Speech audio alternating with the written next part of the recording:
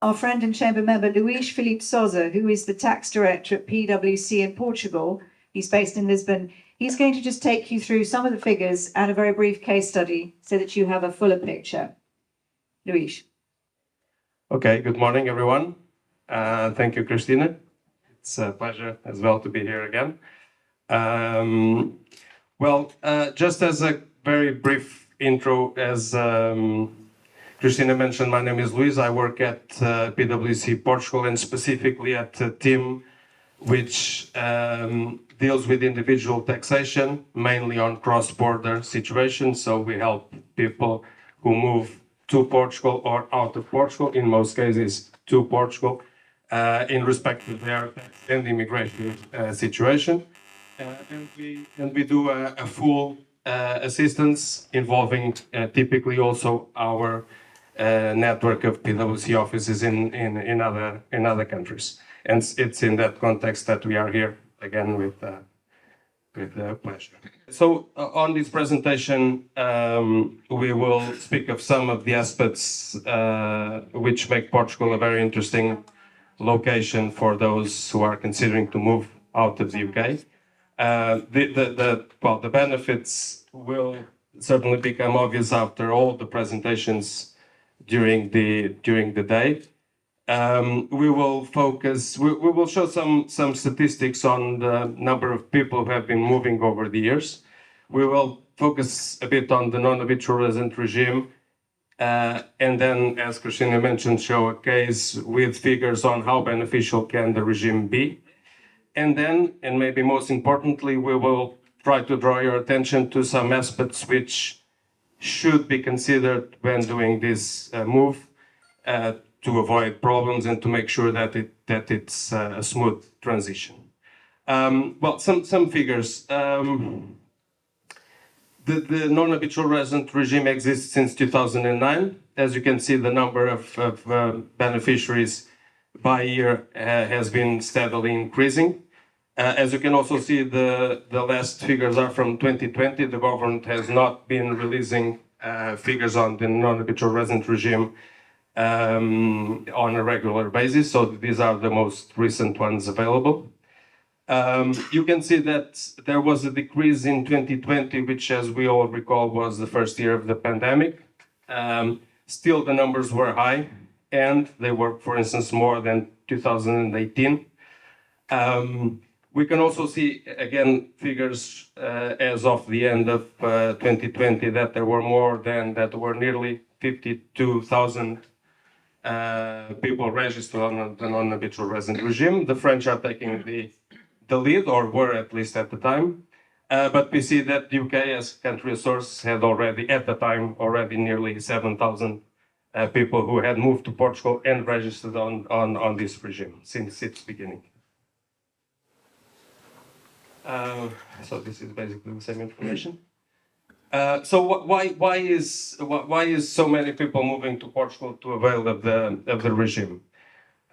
This is a summary of the benefits of the regime. I will spare you the technical details, but to summarize, it offers, in respect of employment income, taxation at a flat rate of 20%. If that income, employment and self-employment, if that income comes from a qualifying activity, so-called high value-added activity. If it is employment income from outside, from abroad, and that income is effectively taxed instead of 20%, it is exempt in Portugal. In the case of pension income, it offers a 10% flat rate on pensions from abroad, from outside Portugal. When we look at this in conjunction with what the double tax treaties provide in this respect, we see that in most cases, private pensions, so pensions not deriving from work performed as a public officer or in general for the government or the state, private pensions are in general only taxable in the country where you are resident, being Portugal, and Portugal taxes that at 10%. So you have an overall tax rate of 10% on pensions in general.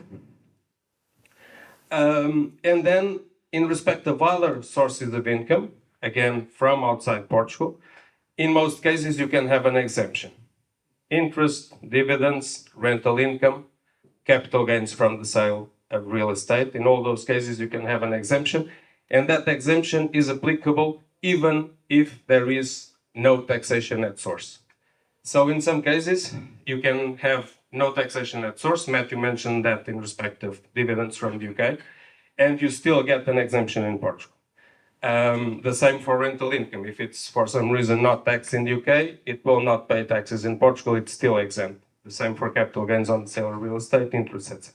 There's an exception for capital gains on the sale of shares, which in most cases is taxable at 20%. So overall, it's a very interesting regime. And if we look at the practical case, with some figures, we will see that benefit. If we consider this married couple who becomes resident in Portugal under this tax regime, having a pension from the UK of 90,000 euros, rental income also from the UK of 40,000 euros, still obtains income from an employed activity in one of those high value added activities of 120,000, interest from bonds in Switzerland, 10,000, and dividends from the UK, 15,000. We will see that, if this moves, we will see that whereas a normal resident would, from this total gross income of 275, would get a net income of 180, roughly, 1,000 euros. A non-habitual resident, from the same gross income, of course, has a net income of 245,000. So that's 90%. 90% of your gross income, your net income is 90% of your gross income. And again, there's no point in going to the detail, but in all, as you can see, in all, for all the types of income, it is more beneficial to be on the non-habitual resident regime than to be on the normal regime for tax residents. Okay, so a quick recap before moving to these other aspects we think need to be considered. This NHR regime is granted for 10 years with the benefits we just saw. Also, we do not have wealth tax, never had wealth tax. It's unlikely that we'll have wealth tax, unlike Spain, which now created a new wealth tax at the country level, although there were already at the community level.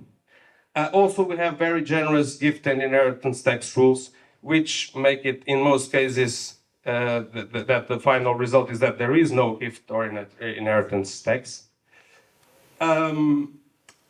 We have a beneficial personal tax regime for self-employees, for entrepreneurs in their 2 first years of activity. This exists already for a few years. In their 2 first years of activity, they have a substantial reduction in their taxable basis, 50% in the first year, 25% in the second year. We have a beneficial personal income tax for income from crypto assets. Up to now, or actually as we speak, Portugal has no rules on the taxation of transaction with crypto. That means that, it has already been stated that capital gains from the sale of cryptocurrencies is not taxable. The state budget for 2023, which was presented last week or the week before, includes a regime that will, if approved in these terms, will start taxing capital gains from crypto, but at the same time still grants a benefit, for instance, when the crypto assets are held for more than 1 year. So the regime continues to be, let's say, to compare well with the regimes which are being imposed throughout most countries. And we have, and Miguel already detailed this on the previous presentation, we have special regimes in terms of immigration, namely the Golden Visa and the D7 visa. Now, what are some things, we would like to draw your attention to these things which people should take into account before making the move. Not because they are showstoppers in any way, but because they need to be managed and addressed properly. First of all, as a general statement, it's of course very important to analyze these implications both from the UK side and the Portuguese side in advance of the move. It's an important move. You're moving your permanent residence to Portugal if that's the case, and of course that has implications that need to be addressed in advance. From the UK side, there are of course many things to be considered, and this should be addressed by an UK tax specialist, which is obviously not my case, but PwC UK can assist. But you have exit and deregistration procedures that you need to comply with. You have the ties to the UK that in terms of residence can make you to remain resident in the UK, and that you need to assess how to break them.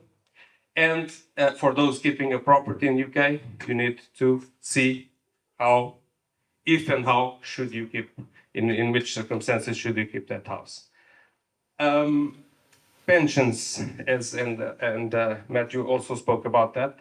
Pensions are a complex matter both in the UK and in Portugal, maybe for different reasons. And so the planning around pension payments is essential in terms of in which form are they received, as a lump sum, as regular payments. Several things. If I receive them now, does that work both in the UK and in Portugal? So then for those who are directors of companies, let's say in the UK, and continue to be like that after moving to Portugal, we have some risks associated with that. One of the risks is that the company may be considered to be resident in Portugal because it has what we call the place of effective management in Portugal. Again, that's something that needs to be looked at. Also, even if we do not consider that the company is being managed from Portugal, if some activity is performed in Portugal for the benefit of that company, it can be considered to have what we call a permanent establishment, so a taxable presence, of course, giving rise to tax, so another thing to be managed. Portugal has some anti-abuse legislation, the Control Foreign Corporations, CFC rules, like the UK has, which are anti-avoidance legislation intended to prevent the use of companies in low tax jurisdictions. And again, if this is relevant in the individual case, that's something to be managed. In terms of trusts, it's not possible to set up a trust under Portuguese law, but we have tax rules on distributions from trusts, and the controlled foreign companies are also potentially applicable to trusts. So again, if you're a beneficiary of a trust arrangement, this is for sure something that needs to be analyzed carefully in advance. We just saw that there are some benefits for people starting their own business, and this could include digital nomads, and we've seen a lot of the so-called digital nomads, especially during the pandemic, deciding to work from Portugal due to lifestyle, namely for all the reasons we'll see during the day. This can be very interesting because of the NHR regime, because of the other benefits, but for instance, we may have an issue with Social Security that needs to be addressed as well. And then we have also partnerships, also we don't have partnerships as you do in the UK. And again, the interaction between that reality and Portuguese legislation also needs to be addressed here.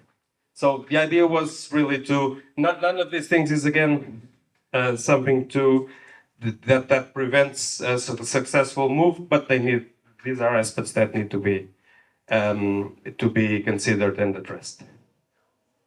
So that was the focus of our presentation. You can find more information on our website. My colleague Martin and myself will be next door during the day, and more than happy to speak with you. Thank you, Filipe.